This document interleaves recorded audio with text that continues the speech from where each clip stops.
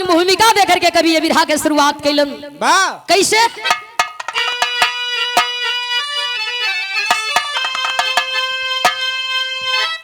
तो व्योम विथिका में उदिघोष और करके सदा पीर विजयी पताका उड़ाते रहे। आने पर जाने देना गंवारा जिन्हें, हिंदुस्तान सम्मान हरदम बचाते रहे। राजा रावण प्रतापी था पंडित महा, और विश्व भर में कोई जिसका सानी नहीं। जिंदगानी जमाने वृथा बाहुबल, जब जमाने में रह जाए पानी नहीं।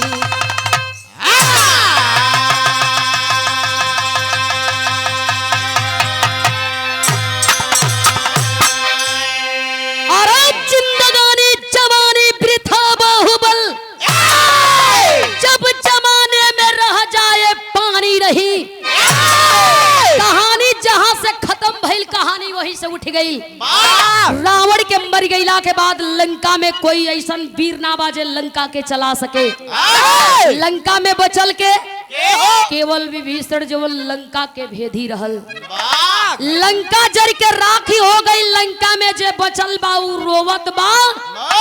आखिरकार जे करे राज के राजा मरा जाई तो प्रजा का करी। सब जे कतहे रोवे, सब ये सोचे कि हमने का रात दिन कैसे बीती। भगवान राम गईलन लंका में, रावण के मरलन। रावण के लगे कि हमार मौत लिखल लाई हो, लेकिन रावण जानकी के अपने मौत के रूप में हरण कलेलस। वो जानकी के लेकर के चलल लंका में। जानकी द्वारा रावण का मौत तय कई गई, रावण मारल गई। केहू लड़े वाला, केहू राज चलावे वाला नहीं खे। एक लाइन गजल के नमूना द्वारा बतावल गई। कोनो आशिक कोनो मासूका से कहे, का कहे?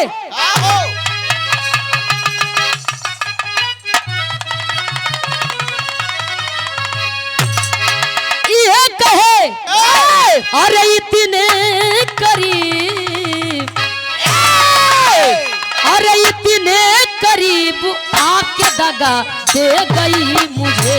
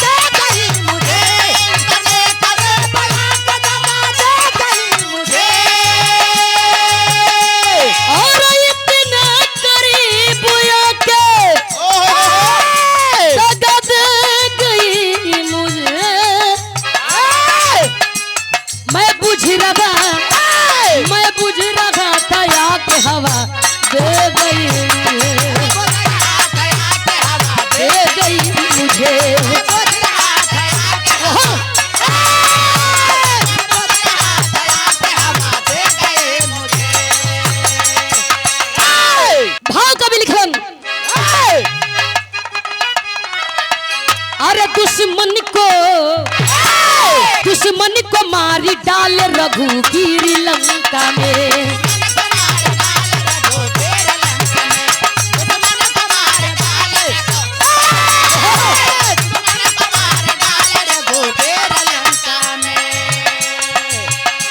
दुश्मन को मारी डाल रघुवीर लंका में।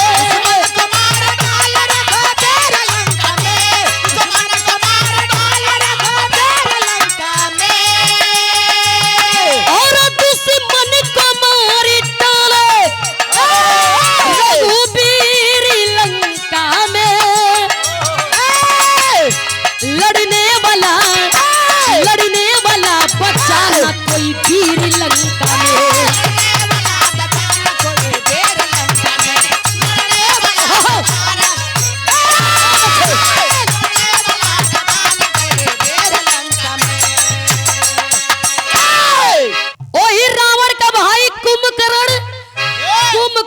बेटा पैदा भइल रहल मूल नक्षत्र में, मूल नक्षत्र में पैदा भइले के नाते से वह कुंभकर्ण अपनी बेटा के दंडक वन में फेंकवा देले रहल। वही दंडक बनवा में मधुमक्खी मिल करके अपन रस चटा करके वो कुंभकर्ण के बेटवा के जियवली है। धीरे धीरे धीरे धीरे कुंभकर्ण के बेटवा जवान सयान भइल, जौना बेटा के नाम बतावल गइल मुल्कासुर। जब जवान सयान भइल मुल्कासुर तो लंका का राजा बने खातिर, लंका के संहारे खातिर, लंका का सिंहासन संभारे खातिर लंका की ओर प्रस्थान करल चाहत बा।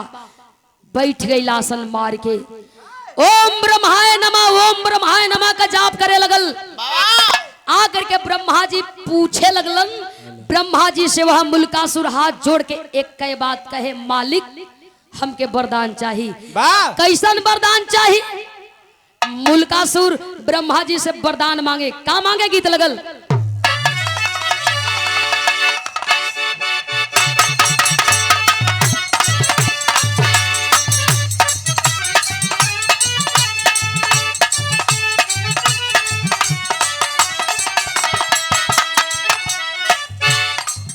तर्ज के छोड़ा फर्ज पर आवाज। बड़ी सुंदर लाइन कभी लिखलन,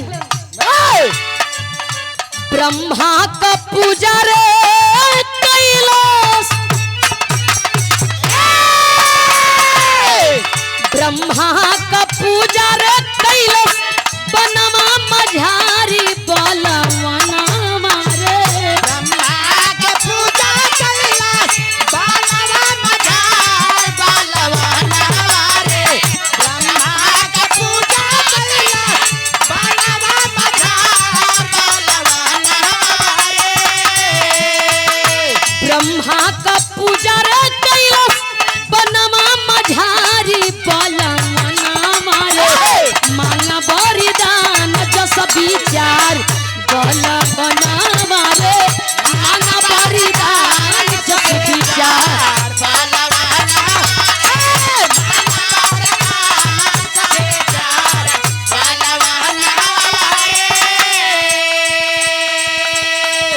कोई पुरुष रे नहीं, कवनो पुरुष नहीं, करिए संधारी बलवना मारे।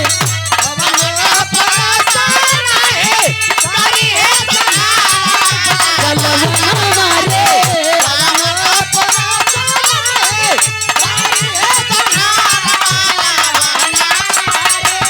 आया बरिदान जस विचार बलवना मारे। आया बरिदान जस विचार बलवना मारे।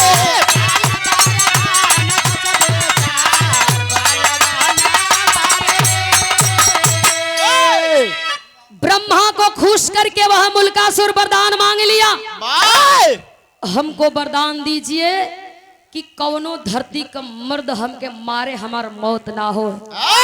ब्रह्मा जी खुश हो करके वो करे भक्ति से वरदान देलन और मस्त कही के अंतर ध्यान हो गईलन। जब मुल्कासुर वरदान को पा लिया कि किसी पुरुष के मारने से मुल्कासुर का वध नहीं होगा, तुरंत वरदानवा पौते लंका में चढ़ाई कैलस। और जब लंका में चढ़ाई कैलस तब मुल्कासुर का नजर वही विभीषण के ऊपर पड़ल। सोच रहा है मुल्कासुर की लंका के नाश करे वाला, लंका के मिटावे वाला, लंका के राख करे वाला देशद्रोही, राजद्रोही अगर कोई है तो या विभीषण है। पहले विभीषण के मारब, फिर भगवान राम के मारब। यह बतिया मुल्कासुर सोच के आगे कदम बढ़ौले बा। बिरहा में भाव लगल,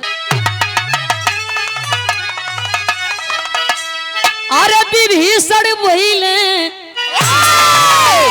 कुल के मुदई, अरे विभीषण भइले कुल के मुदई, जाना वीर कोई लंका में सब मरी गईले, बचाना वीर कोई लंका में सब मरी गईले। विभीषण भइले कुल के मुदई। वाह ए बाबू हम कहिला कि जवन काम बिलेट करी उ टांगी ना करी, जवन काम टांगी करी उ बिलेट ना करी। मुल्कासुर के नजर पर बस हुए विभीषण चढ़ल हो, विभीषण के मारा बोकरी बाद हमारी आत्मा के शांति मिली। ललकारने लगा, ए विभीषण कुल द्रोही, देशद्रोही और राजद्रोही पापी, राज दरबार से बाहर निकल, लंका में रहने के लायक नहीं है तू। विभीषण बतिया के सुनलन, थर थर थर थर कांपे लगलन। विकराल विशाल रूप देख करके विभीषण हैरान हो गईलन। ई दानव कहां से आइल और हमके काहे मारल चाहत बा। विभीषण आगे आगे भागे, पीछे पीछे मुल्कासुर विभीषण के मारे खातिर खेद लिहलस। यहाँ गीत लगल एक लाइन मल्लाह भाई वाली। 4 बजे भोर में जा करके रोरी मार के गंगा जी के लोग जगावेला, आ गंगा जी से लोग कहेला, का कहेला,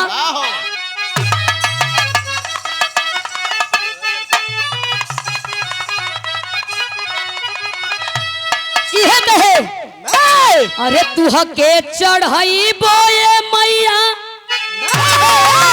इहे नरियली चुनारी आंखों की गंगा जी, तू हके चढ़ई बोए मैया, नरियल चुनारी आंखों की गंगा, बारी कई बाबो जली नेवारी आंखों की गंगा जी, बारी कई बाबो जली नेवारी आंखों की गंगा जी।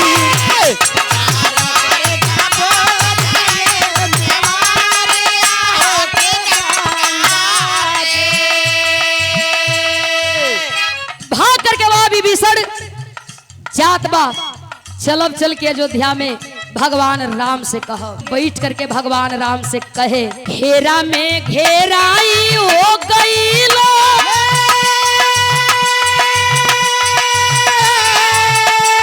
घेरा में घेराई गई लो, लंका सिंहासनवा हो भवनवा तज के, भागेला विभीषण लेके जानवा हो भवनवा तज के, भागेला विभीषण लेके जानवा हो।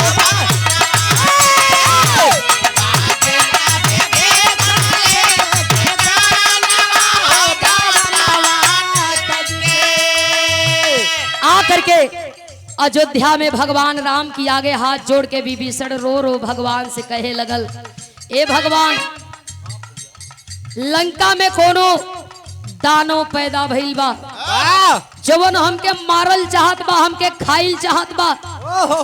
भगवान राम विभीषण का बात सुन के हंसे लगलन, अरे विभीषण, लंका में कौन वीर पैदा हो गई लो, रावण के मरला के बाद ऐसा कौन वीर पैदा हो गई जवन तू के मारल चाहत बा। रो रो करके सारी दास्तान विभीषण बताया। गुस्से में भगवान राम खड़े हो गए, हाथ में धनुष बाण लेकर के अयोध्या से पुनः लंका की ओर भगवान राम चले हैं। जा करके लंका में भगवान राम ललकारे लगलन, कौन है जरा सामने आ, मैं भी तो देखूं।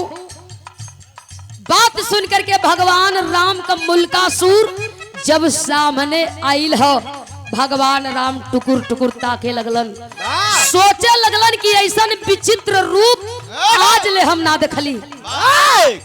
भगवान राम ललकारने लगे, आखिर विभीषण को क्यों मारना चाहते हो। कहा कि विभीषण लंका का भेदी है या देशद्रोही, कुलद्रोही, राजद्रोही है, इसलिए पहले इसे मारूंगा और उसके बाद मैं आपको मारूंगा। भगवान राम बतिया सुन के हंसे लगलन, ए दानव, इतना ताकतवर है तो चल रणभूमि में चल करके जो आजमाइश कर ले। भगवान राम की चैलेंज को स्वीकार कर लिया मुल्कासुर। चलिए जा करके रणभूमि में खड़ा हो गया मुल्कासुर। एक तरफ भगवान राम, दूसरी तरफ मुल्कासुर। लड़ाई होखे लगल, और जब लड़ाई होखे लगल तो यहाँ गीत स्वर्गीय रामदेव गुरु के जवानी वाली लगल।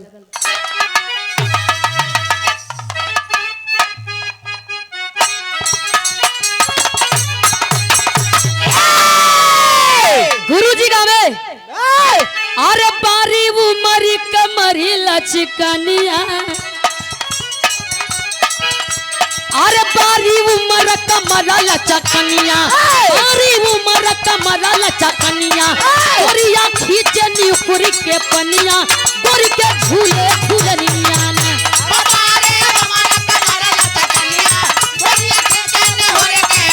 अरे गोरी के झूले झूलनिया।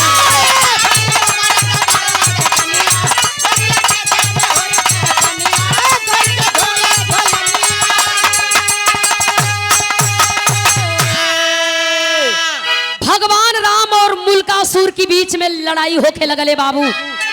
लड़ते लड़ते लड़ते लड़ते भगवान राम थक गए। भगवान राम सोचे लगलन कि यही लंका में रावण के मरली, बड़े बड़े वीरन के मरली, लेकिन एगो दानव के काहे न मार पावत बानी। भगवान राम की ओर मुल्कासुर बढ़े लगल। बुझाए भगवान राम का ये घघेला ध के पटक दई।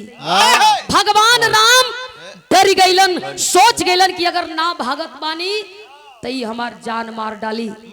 भगवान राम मजबूर हो, लाचार हो, भाव लिखल गई कैसे। अरे तब पारी न पवले रघुबरी कई के,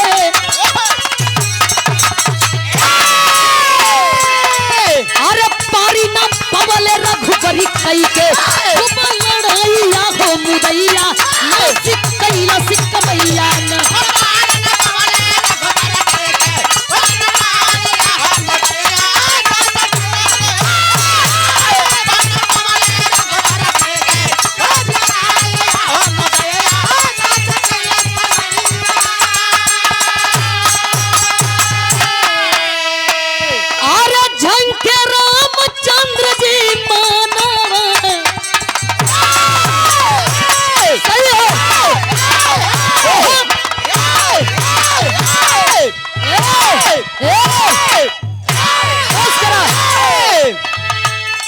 प्रगट ब्रह्मा जी तुरते समानवा,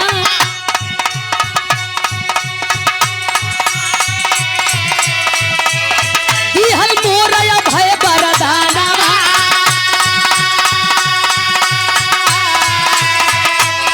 केहू पुरुष न करी है बधाना,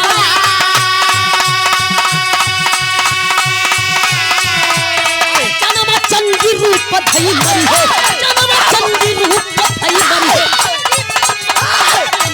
अरे नासिक कैला सिक मैया बधई मरी है, ई तो मैया हो। अरे नासिक कैला सिक मैया।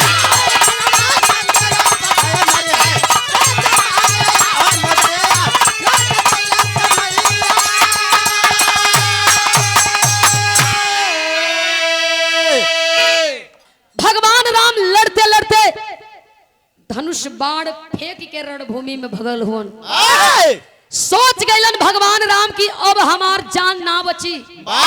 मुल्कासुर पोकिया लेला। भगवान राम भगत भगत गईलन, एगो घन झाड़ी के आड़ में छिप गईलन। ब्रह्मा जी आकर के सामने खड़े हो गए, सवाल किए भगवान। भगवान के आंख खुलल, का भगवान कैसन भगवान, आज लंका में मरा जाई, कितना निक लगी। ब्रह्मा जी हंसे लगल, कल देखवा लंका में महाराज बा निक त न लगी, आ खेलो खत्म हो जाई। तो ही महाराज बा तो सगरी खेल खत्म हो जाई। भगवान राम कहीं होत का है, यही लंकवा में बड़े बड़े वीरन के मार के धराशाही कैली। आखिर एकर मौत काहे ना होत बा, काहे ना ही मरत। ब्रह्मा जी हंसे कहे वरदान हम ही दे दिले, हमके खुश कर देला, पूजा कैला, वरदान देली, कोनो पुरुष मारी तोर मौत न हुई।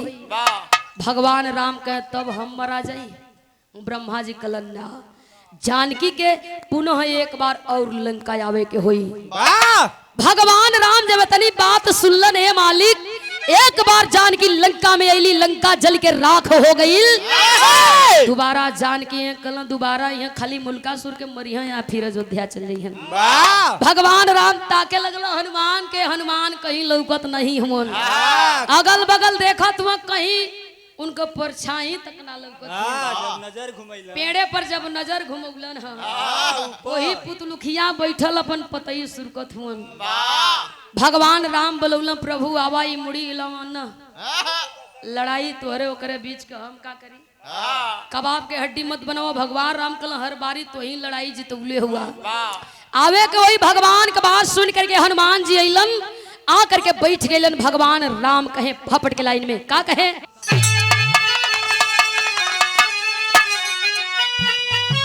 अरे हनुमान से करते राम वो जिक्रिया डरिया लागले, मुन्ना जी तब लंका का समरिया डरिया लागले।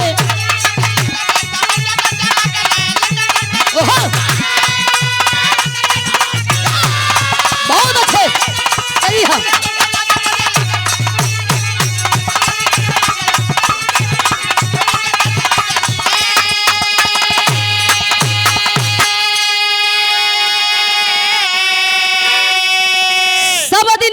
पूजवला हनुमत आज वो बाहा पूजावा हो, जाके अयोध्या से सीता जी के लंका लियावा हो।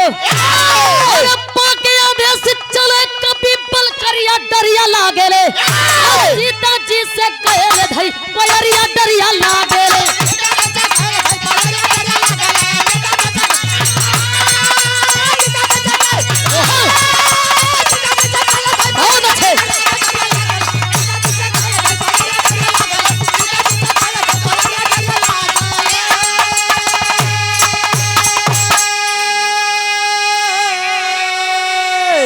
करके अयोध्या में हनुमान माई जानकी के आगे हाथ जोड़ के बैठ गईलन। माता लंका चले के हुई का हो, भगवान राम के जान खतरा में बा। माई जानकी जब इतनी बात सुन ली है बाबू तैयार होकर के लंका चलल है। और जब लंका में अली नजर घुमा के देखे लगली, केहू के पैर कटल, केहू के हाथ, केहू के गर्दन, केहू के शरीर आधा आधा कटल, केहू कोसों दूर भाग के रोवत बा। माई जानकी नजर घुमा करके देखत बाड़ी, सोचे का अरे नारी के जिंदगिया के सम्मानियों से नूरवाए बाबू।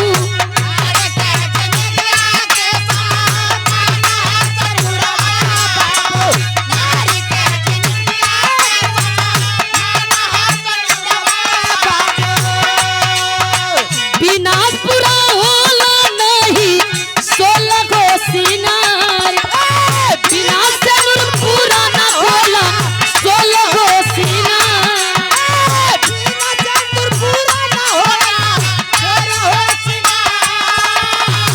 लंका में आपन उसे नूरावा बचावे हो यही।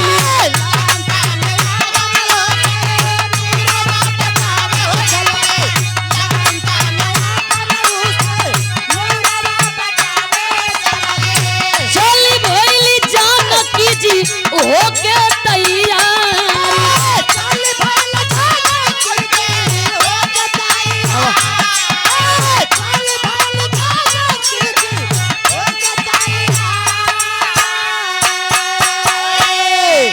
सब लोग वाले के जकरी खातिर माई जानकी आइल बाड़ी उहे ना लौकत बा। भगवान राम ना ही लौकत हुवन, माई जानकी के 1 मिनट खातिर लगल कि आवे में लेट हो गई। माई जानकी सोचे कि आवे में लेट हो गई, लगत बा कि दानो हमरे प्रभु श्री राम के खा गई।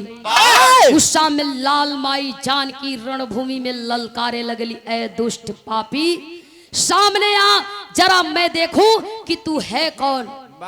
मुल्कासुर आकर के खड़ा भइल सामने, माई जानकी के देख के बड़ा विचित्र हंसे लगल। अरे प्यारी तू तो फूल से भी कोमल है, गोराई खोद दे तो खून बह जाई। देख करके माई जानकी के मुल्कासुर लगल मकनाए, अगल बगल घूमे हुए तलवार लेके, मेरी रानी बन जा, मेरी पटरानी बन जा, राज करेगी सुख करेगी। माई जानकी जतने बतिया सुने इनका पारा गरम होखे। जरूर पटरानी बनूंगी, रानी बनूंगी, एक शर्त है। मुल्कासुर हंसे कहे बोल प्यारी, बोल रानी, आदेश सराखों पर। माई जानकी कहे जैसे भगवान राम से तू लड़ाई कैला वैसे ही हमहू से लड़े के होई। हमहू के भगवान राम की तरह रणभूमि में पछाड़ देबा, हार मान जाए तुहार पटरानी बन जाई। मुल्कासुर हंसे लगल, चल मरद रणभूमि छोड़ के भाग गईलन। एक रानी फूल से कोमल प्यारी सुंदरी, अगर लड़ना चाहती है तो जरूर लड़ूंगा, तेरी इच्छा की पूर्ति करूंगा। वह मुल्कासुर लड़ने लगा रणभूमि में। एक तरफ माई जानकी, दूसरी तरफ मुल्कासुर के बीच अस्त्र शस्त्र के प्रहार होके लगल। और जब अस्त्र शस्त्र के प्रहार होके लगल, देखते देखते माई जानकी आग बबूला होती है। याद शक्ति भवानी चंडिका रूपी अवतार को धारण करती है। अभी जो 9 दिन के पूजा नवरात्र के रूप में माई दुर्गा के मनावल गई, जौना उपलक्ष्य में कार्यक्रम रखल गई आ विफल हो गई।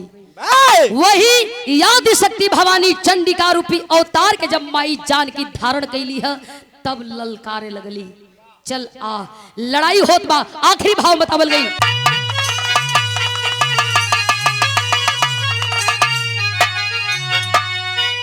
अरे रणचंडी देवी,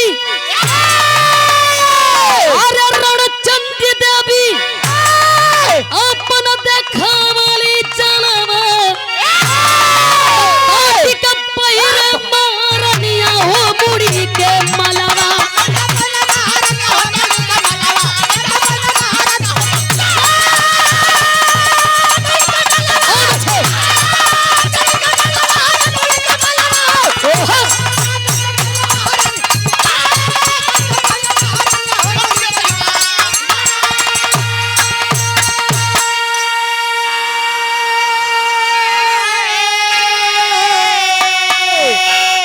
जाता है महिषी महिषा जैसे राक्षसों का वध करने वाली आदि शक्ति भवानी चंडिका रूपी अवतार दुर्गा धारण जब कैली माई जानकी मुल्कासुर के तरफ बढ़े लगली। एक हाथ में खपर, एक हाथ में भुजाली, पीछे हटने लगा मुल्कासुर। माई जानकी अब नहीं रानी बनैबा, अब नहीं पटरानी बनैबा, बस फट गल। पीछे हले हटे मुल्कासुर, माई जानकी आगे बढ़े। आगे बढ़ते बढ़ते माई जानकी करती क्या है, मुल्कासुर का समर बीच में कई दिहली संघार, और गिर चरण पर लंकावासी करल जय जयकार। पनिया हो मुड़ी के मल,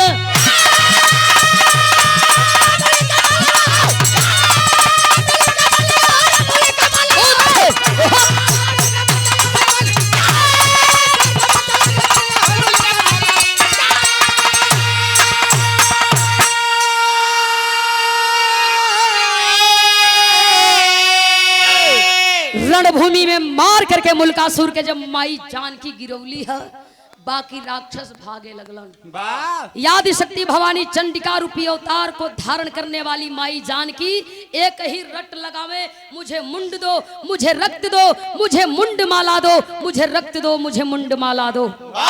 सगरी राक्षस भागे, देवता भी हैरान हो गई ना, ये घड़ी केहू के चिन्हिया भगवान राम के बोलावे के हुई।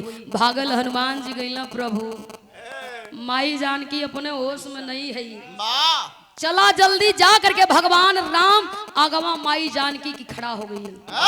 भगवान राम हाथ जोड़ करके त्राहिमाम के अर्जी लगावे, फरियाद करे, शांत हो जा देवी, मैं अभी जिंदा हूँ। जब भगवान राम के सामने माई जानकी देखली है, शांत भैली, कलाई के पकड़ली, चले की अयोध्या। भागल विभीषण अइला अयोध्या, ऐसे ही चल जेबू।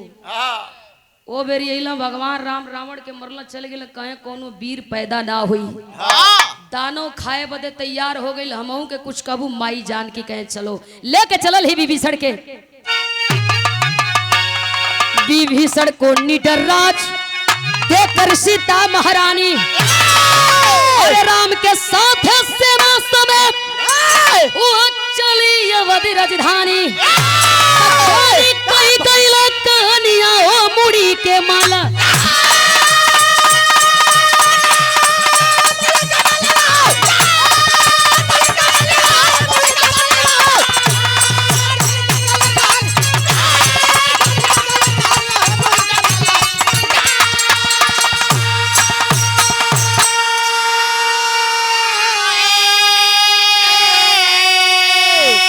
लेकर के चली है विभीषण को, राज तिलक कैली, वरदान देली, ला वरदान देथे। लंका में कोनो अब वीर न पैदा होई न तो के मारे खातिर खेदियाई पुकियाई। शांति से अमन चैन का जीवन जिया। वह विभीषण लंका में अमन चैन की जिंदगी को जीने लगा। माई जान की अयोध्या अली है। धूप दीप जला करके इसके बाद जो दीपावली के त्योहार मनावल जाई और माई लक्ष्मी का पंडाल लगी।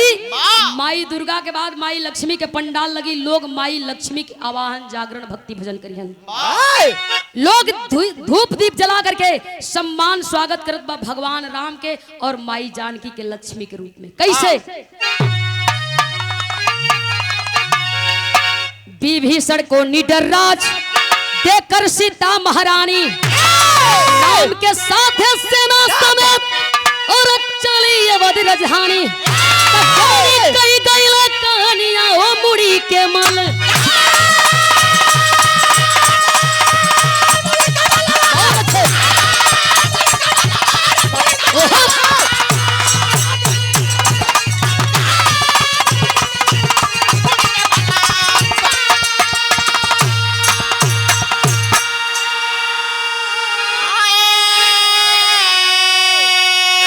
के अंत में बताया जाता है कर्म प्रधान विश्व करी राखा, जो जस करनी तस फल चाखा। शक्ति एक रूप अनेक बा, चाहे काली रूप में, दुर्गा रूप में, सरस्वती रूप में, जवना रूप में जेके पूजे के बाऊ पूजत बा। सबकर आस्था अलग अलग बा। आखिरी भाव बा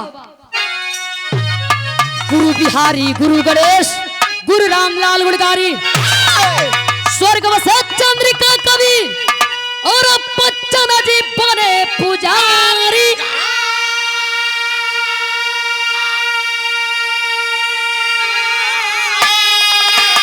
और विभीषण भइल कुल के मुदई, और विभीषण भइल कुल के मुदई। मीनाक्षी रमा कवि के दिलवा में समइले विभीषण।